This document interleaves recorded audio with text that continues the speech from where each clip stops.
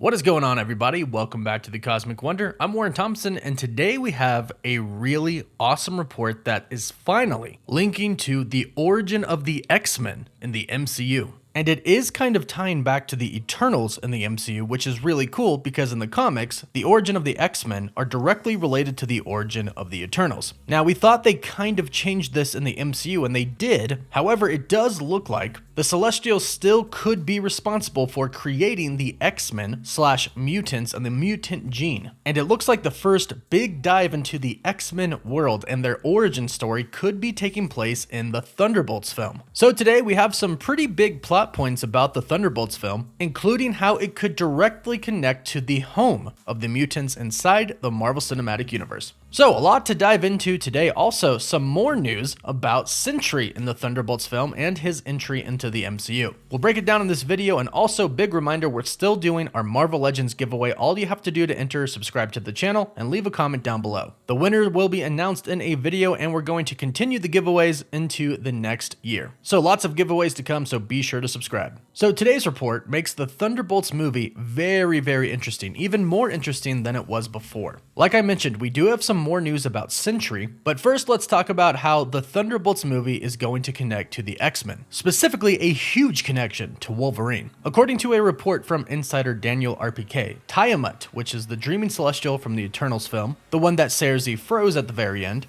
has been transformed into the island Genosha. And this is huge, and if you don't know why it's huge, don't worry, I'll explain, but this explains why we haven't really heard anything about Tiamat since the Eternals. This is actually a question a lot of fans have been asking every single MCU project that we've gotten so far, be it a movie or show. Why hasn't anybody mentioned the huge celestial sticking out of the middle of the ocean that is just sitting there? It's a good question to ask, and it looks like Marvel Studios was planning on addressing this after all. And well, I don't really see how they could have ignored this. But Tiamat is actually going to serve as Genosha, the home of the mutants in Marvel Comics. Now, before we dive into that a little bit more, let's talk about why they're going to go there. The second half of the report states that the Thunderbolts will venture to the island in their film in search of adamantium. Now, if you're not aware, adamantium is the metal that is inside of Wolverine. It's what his claws are made out of, and it laces his entire skeleton. Now, this leads me to believe that a Celestial's body could be made entirely out of adamantium. If not, at least some of it. Otherwise, why would the Thunderbolts be going to Genosha, which again, according to this report, is the head, or maybe the full body if it's hollowed out, of Tiamat?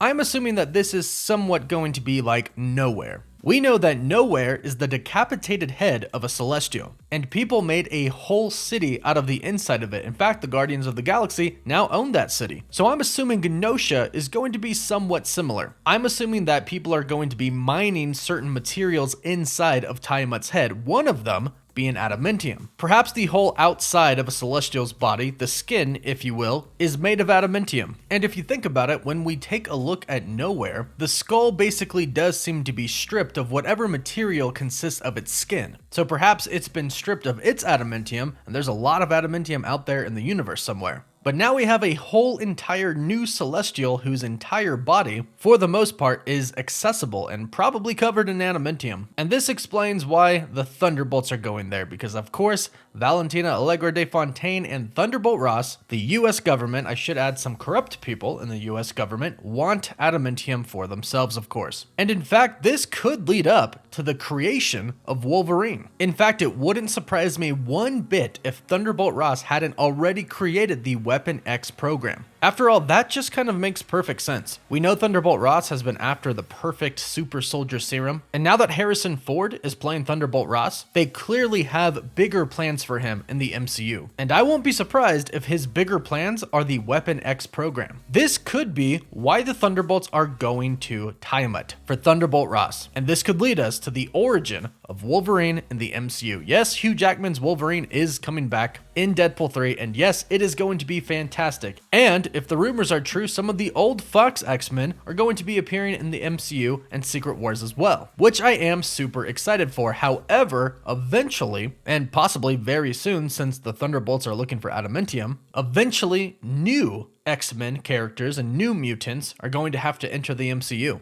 And I'm thinking that that's exactly why the Thunderbolts are heading to Tiamat, to get adamantium to give to their government. And the reason the Thunderbolts are going there is because Tiamat's head is most likely going to be like nowhere. It's going to be filled with a lot of different people, a lot of them being criminals. I'm assuming this place is going to kind of run itself. No government really involved. Now, this is very different from Genosha in the comics. In fact, Genosha in the comics has a pretty rough backstory. The British took it over in the 18th century. Then in the 1900s, it became its own state. However, they enslaved mutants, and they kind of figured out a way to brainwash mutants and use their powers for specific labor purposes. Now, eventually Magneto would be super pissed off about this, obviously, and he would basically take control. Later on, Professor Xavier goes there as well to try and help him. So eventually down the road, it kind of becomes somewhat of a refuge for mutants. So as you can see here, it's going to be very different. However, it is still apparently going to be titled Genosha, which means that some people inside could be mutants, people with superpowers, people with the X gene. So we could be getting our very first look at the mutants in the MCU, new ones, not like Miss Marvel retconned into a mutant, or Namor, which we already knew, but I'm talking about brand new characters who are mutants in the MCU. So I'm super excited about that, and let me know what you think about that in the comments down below. But we still have some awesome Sentry news to talk about in this video. But first, big thank you to Mint Mobile for sponsoring this video. Most people know about Mint Mobile because of Ryan Reynolds, but most people don't know about Mint Mobile's amazing quality. Now, I live in the mountains and service isn't too good. However, Mint Mobile sent me a free plan and I get better service with their plan than I do with my other provider. But what's crazy is their plan is so much cheaper. Mint Mobile offers wireless for just $15 a month. They give you the best rate whether you're buying for one or a family, and at Mint Mobile, families start at only 2 lines. All plans come with unlimited talk and text plus high-speed data delivered on the nation's largest 5G network. Plus, Mint Mobile's modern family plan lets you mix and match data plans so everyone gets the amount of data that's right for them, and you can use your own phone and keep your same number and contacts. So to get your new wireless plan for just $15 a month, including the modern family plan, go to mintmobile.com/cosmic. That's mintmobile.com/cosmic. Cut your wireless bill down to $15 a month at mintmobile.com/cosmic.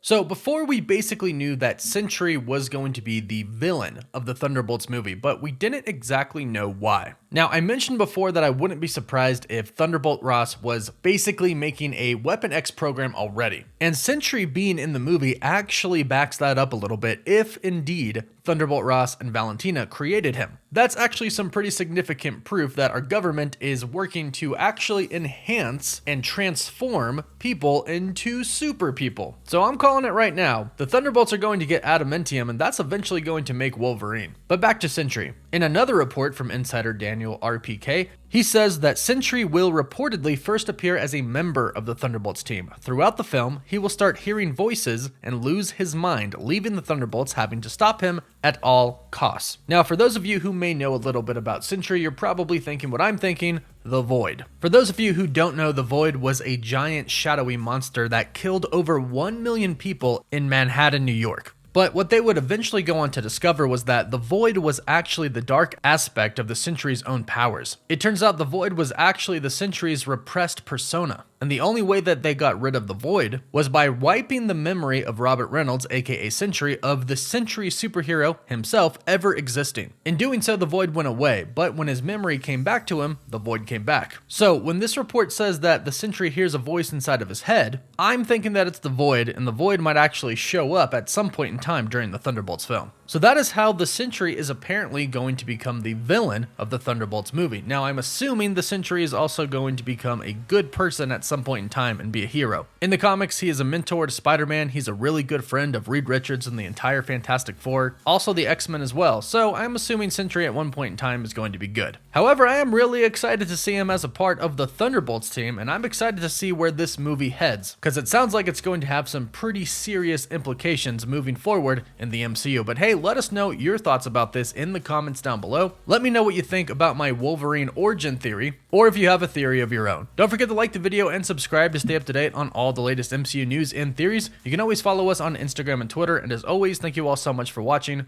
Woof woof.